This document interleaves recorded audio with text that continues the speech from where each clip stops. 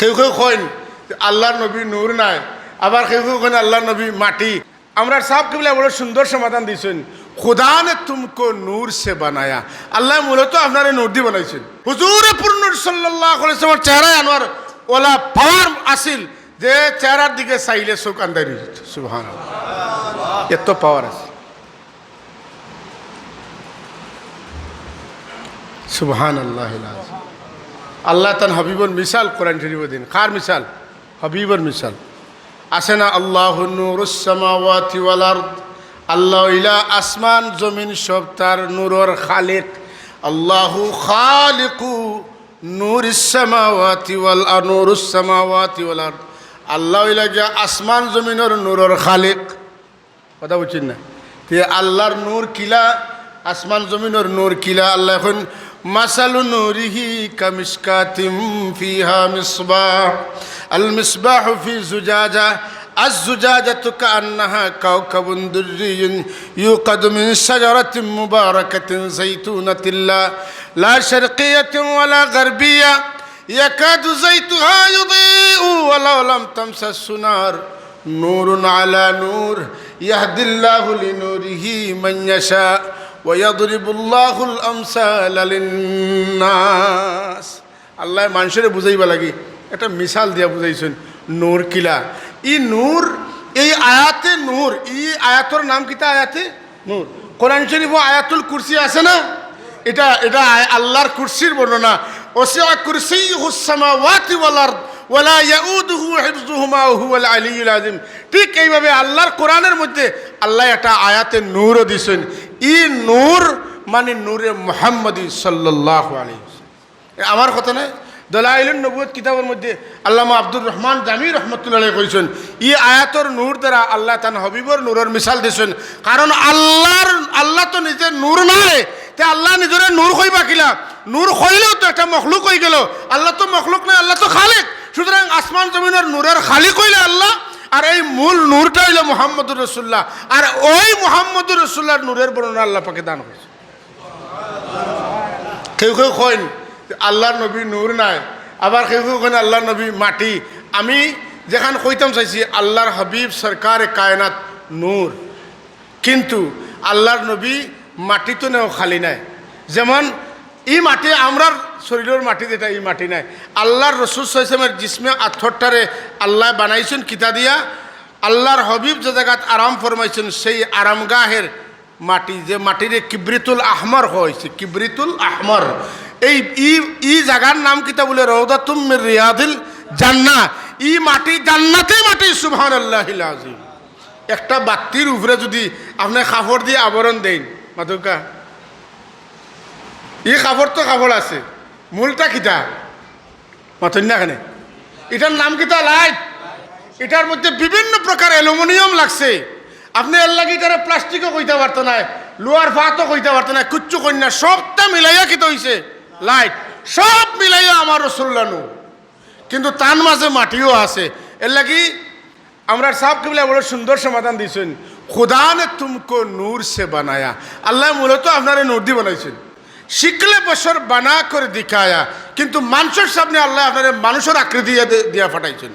দুনিয়া মে তুম হো রাজওয়ালা, দুনিয়াতে আপনার সমস্ত কায়নাতর বাদশা। হাসর মে তুম তাজওয়ালা, কিন্তু কিয়ামতের দিন আরশে আজিম আপনার তাজ থাকবে। সুবহানাল্লাহ। সুতরাং এটা বোঝা কঠিন। প্রসঙ্গত আইসে, যদি কোনো ভুল হয় আল্লাহ মানে মাফ করতাম।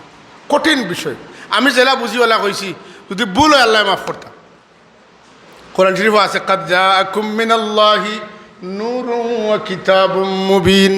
দুনিয়া বিখ্যাত আলিম হল যারা, মুফাসসির যারা, আল্লামা ইকরামা, আবুল আলিয়া, হাসান বসরি, মুফাসসিরিনে কেরামের মধ্যে ইখতিলাফ হয়েছে।